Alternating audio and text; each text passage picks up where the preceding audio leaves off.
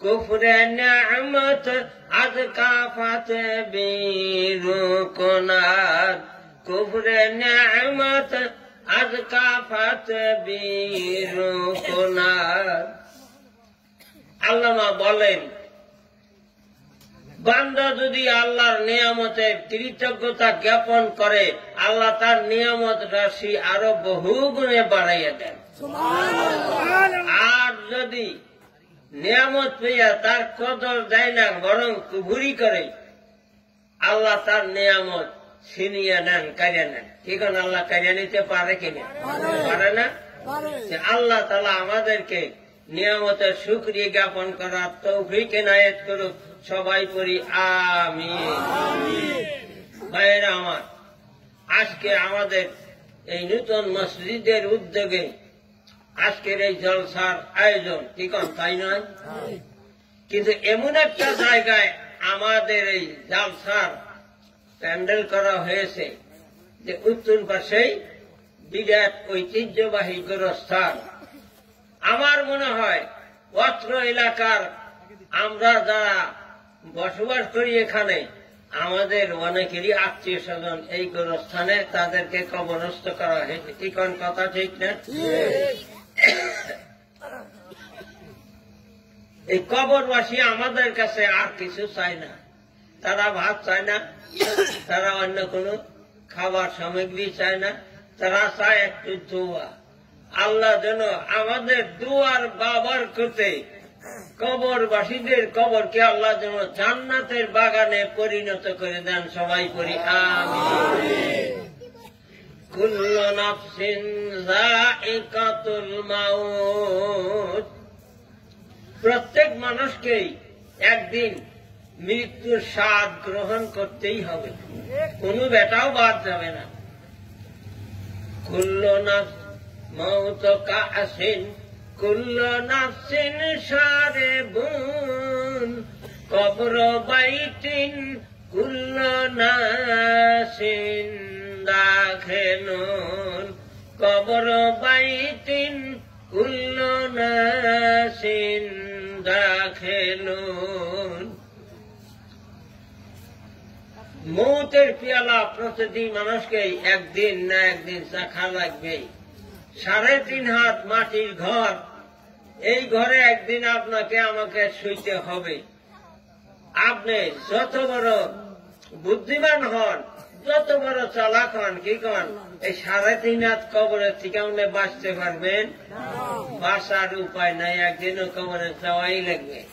এই জন্য এই মসজিদের ওসিলা করিয়া আপনার মৃত্যুবাসী যারা কবরে আছেন তাদের জন্য দোয়া করা আমি মনে করি অপরিহার্য কর্তব্য। আসেন, এই যে দুনিয়াতে মসজিদ, এই মসজিদ চাইটাই মসজিদ নয়।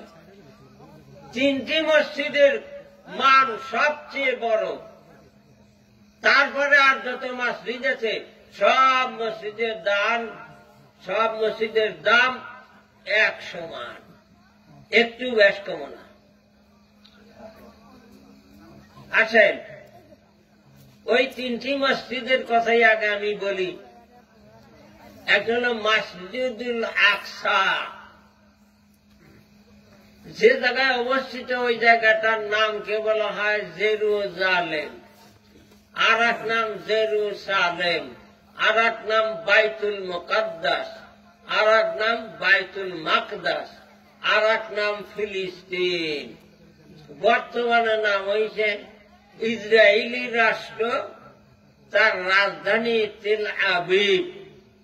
আল্লাহর কাছে দোয়া করি আল্লাহ যেন মুসলমানদেরকে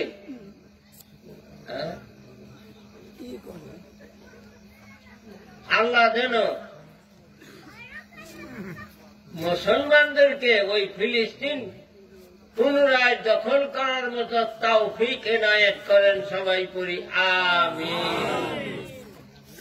2 নম্বরের মসজিদ হল মসজিদে নববী। মদিনা মুনওয়ারাতে রাসূল কারীম সাল্লাল্লাহু আলাইহি ওয়াসাল্লাম যেই মসজিদ নির্মাণ করেছেন, এই মসজিদে কেউ যদি 1 রাকাত নামাজ আদায় করতে সুযোগ পান, আল্লাহ তাকে 1 রাকাতের পরিবর্তে 50,000 রাকাত নামাজের সওয়াব দান করবে।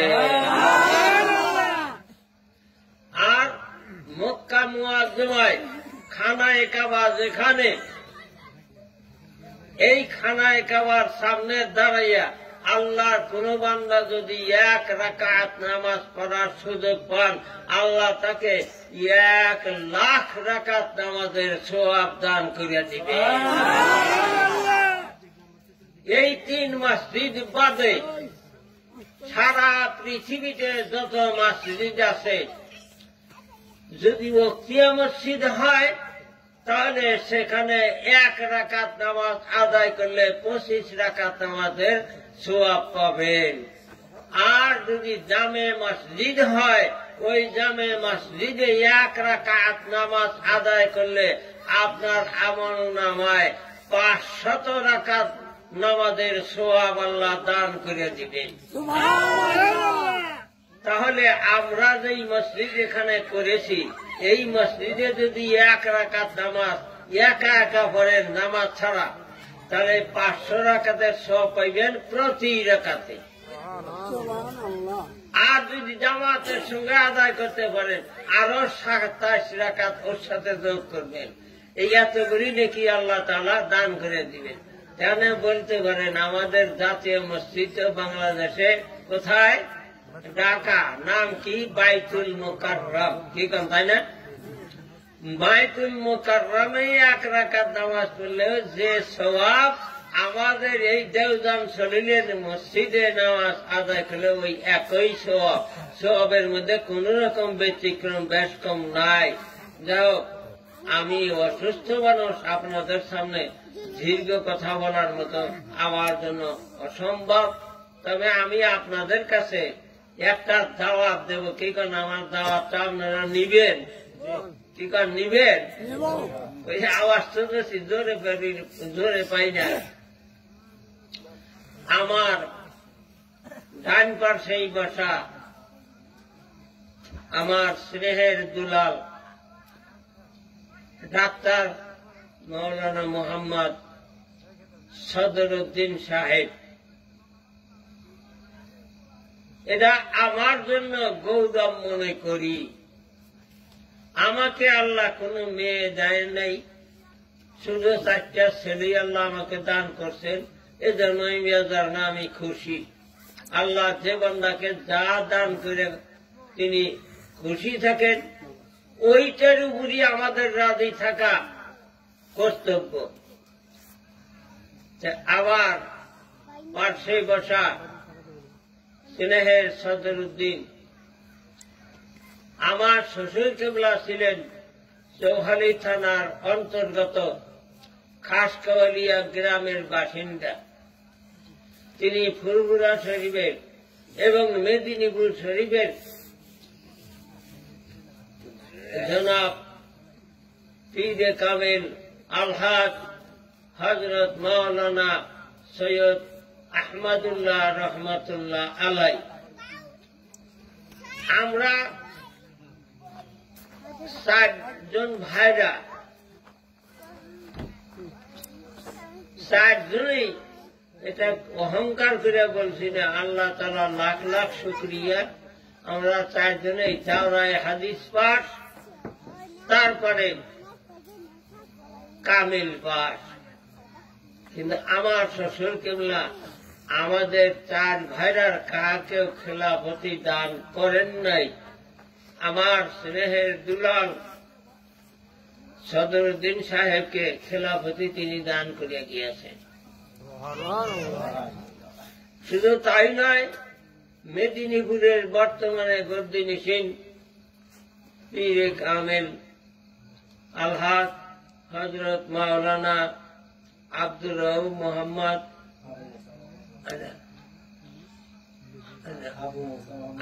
আবু মুসা মোহাম্মদ আব্দুর রউফ সাহেব, বর্তমানে তিনি গদ্দিনিসীন, তিনিও আমার বেটাকে খেলাফত দিয়েছেন।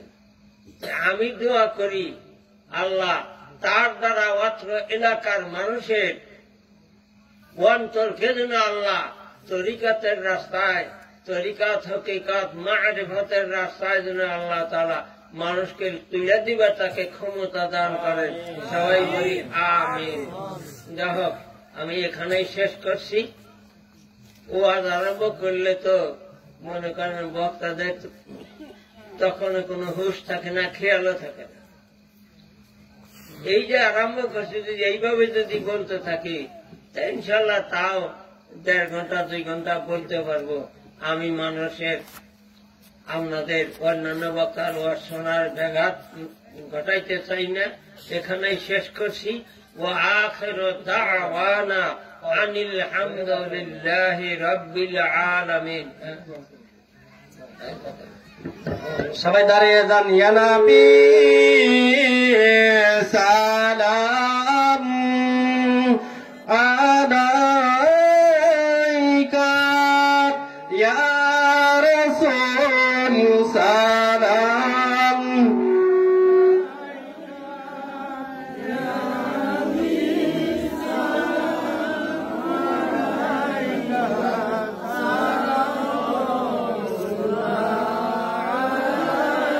يا رسول الله ويا حبيب الله আপনি যে মাদিব ইলা হইতে সব কিছুই পারেন দেখিতে, মোদের লাশ কবরে রাখিলেন, লইয়েন আপন কোলে। ইয়া নবী সালাম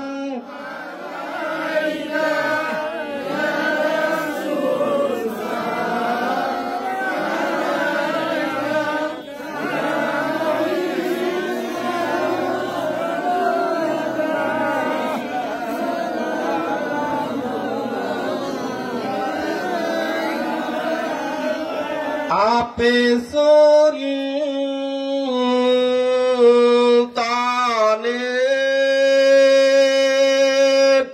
এ মদিনা, মুহাব্বতে আয়ত সাকিনা, নূর সে মামুদ और सीना, मिश्क से बेहतर ओ पसीना। या नबी सलाम, या रसूल सलाम,